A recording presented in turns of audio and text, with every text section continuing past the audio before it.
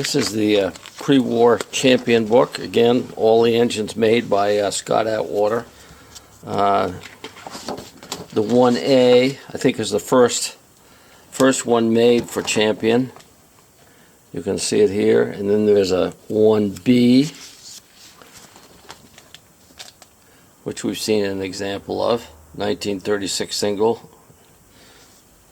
And then there was a 2B, which is a twin, 3B, which was a master twin, and then you had some standard and deluxe singles, SIC, DIC. They all look pretty much the same as the 1936 models. You can see that the This 1937 has the curved exhaust and the same tank.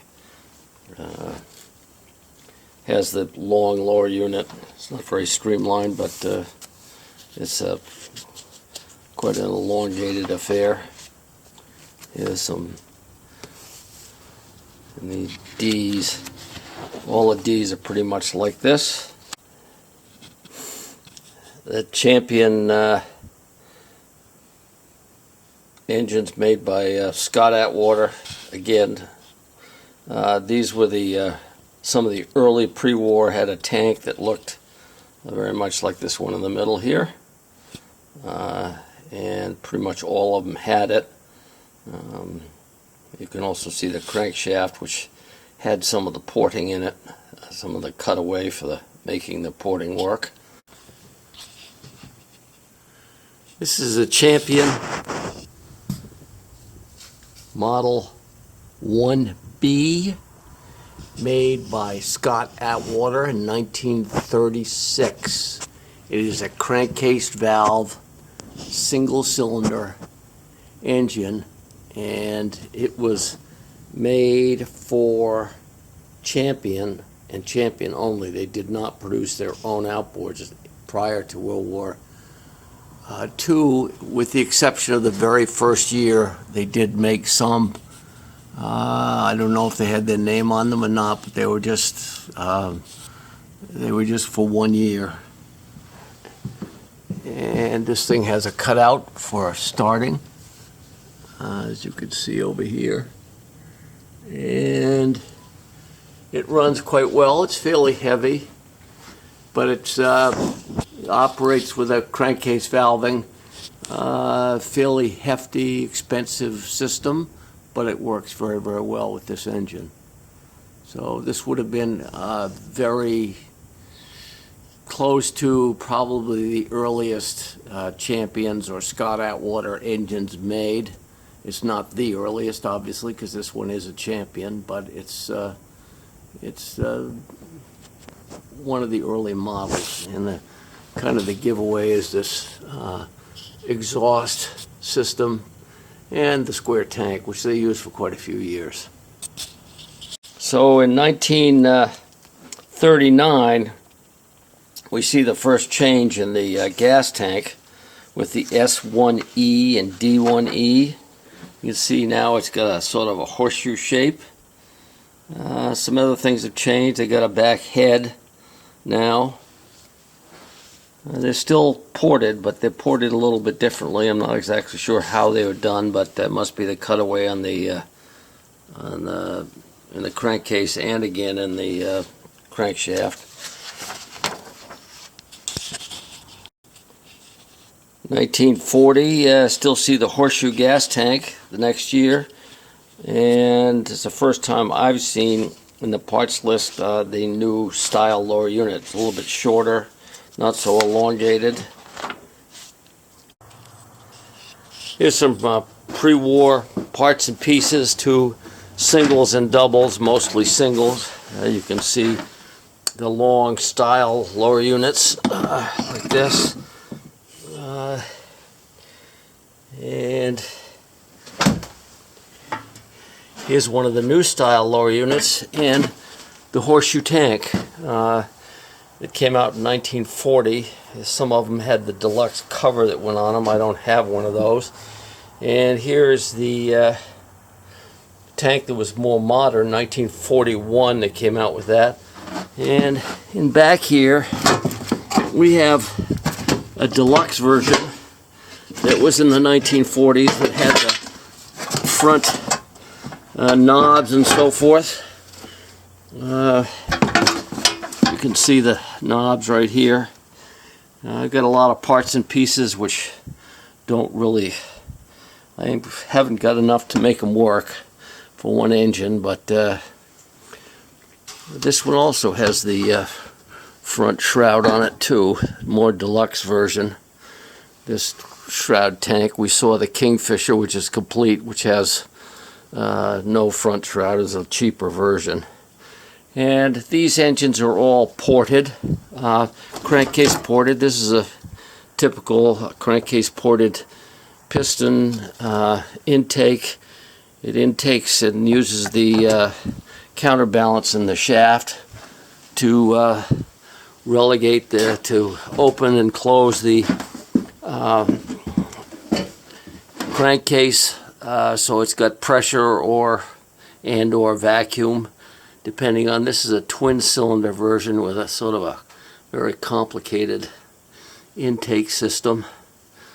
And here's a little bit more simplified version with one intake hole down below. These are all older Scott. Here's one right here with the crankshaft has a porting in the base of the crankshaft in the part that runs the drive shaft. And there's a little bit later one right down there. And I do have a lot of parts and pieces. If anybody sees something that they desperately need, give me a holler. Alright. And there's one of the standard tanks that they used on the earlier version. These were all Champion. There might be an original Scott Attwater in here, but I wouldn't know what it looked like. Here we have one of the first pictures in the catalog. It's a Champion model, a B1F Blue Streak. I would say this is probably 1940 as well. Here's a picture of the SIG in the manual. It's got the new style tank. Instead of being a horseshoe, it's now sort of contiguous all the way around, as we saw from the model we had down there. Again, these are the singles. They did make twins. They made some odd engines too. And we'll see some examples of parts of them. This is the Champion model SIG, made in 1941, and it has made some advancements from the 1936 model. It's gotten a little bit more refined. The lower units much more streamlined. The crankcase valving is a lot tighter. It's not so massive as it was in the earlier one. And it's got a back head now instead of a single casting to cover water induction and so forth. It's now has a bolted on head. Probably a production thing that made it cheaper to make. Side induction on the carburetor, but that's crankcase valving. You can pretty much put it any way you wish. And the gas tank shape is pretty common of the later Champions made by Scott Attwater. Again, they were the only engine, only one making them. They were only making for Champion and not for anybody else, including themselves at this point, nor were they in 1936. So we could pretty much call these Scott Attwater outboards, even though they have a Champion label. So pre-war, again, 1941, pretty much the end of pre-war production. Here's a 1941 fully shrouded version, single cylinder, but a little bit more deluxe with, shrouding and some levers that are covered and that kind of stuff. This is a early mid-60s Scott Attwater manufactured Elgin for Sears Roebuck. With the serial number looking at it, I haven't got exactly, but I would say it's around a 63, 4, 5, somewhere in that neighborhood. It's pretty identical to the, we'll see, a Scotty made by McCulloch, same carburetor. It's almost identical. In fact, it is identical other than the badge, the tags on it. It's even white. So my guess is, even though it says 3.5 on the back, I would say it's pretty much the same engine.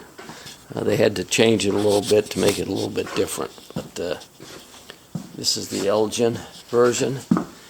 And the Scott version in 1962 we're going to take a look at is identical as near as I can tell. 1962 Scotty by McCulloch, pretty much identical to the Elgin. Same handle, same carburetor, same lower unit, same designation. It's in better condition for sure, but it's a little bit older. It has a serial number that's 2984, a 02984 stamped on it, which the Elgin has a 04393. So it's got to be a little bit later, probably a couple of years. So this is the same engine, with the exception of the carburetor that we saw in the early 50s from Scott Attwater right here. This is a McCulloch, no, excuse me, not a McCulloch. This one was made by Scott Attwater, and it's pretty much identical other than the carburetor. The handle has a slightly different rig on it, but it's got a collar that slips over to lock it up. This one is, other than the carburetor, identical. Same back cover, same lower unit, different paint job, but again, pretty much identical. And so this engine had quite a long run from post-war. The original version of it post-war was had shrouds like this one right here. This is a two-cylinder one, but it had the shrouds, but the power head was the same underneath, and the lower unit was the same, and the leg, pretty much everything on it, with maybe a few exceptions. The clamp brackets may have been cast in the early years, but later on they were pretty much made like this, stamped steel. Okay. Fosty says this is the end of the show. That's all. Goodbye.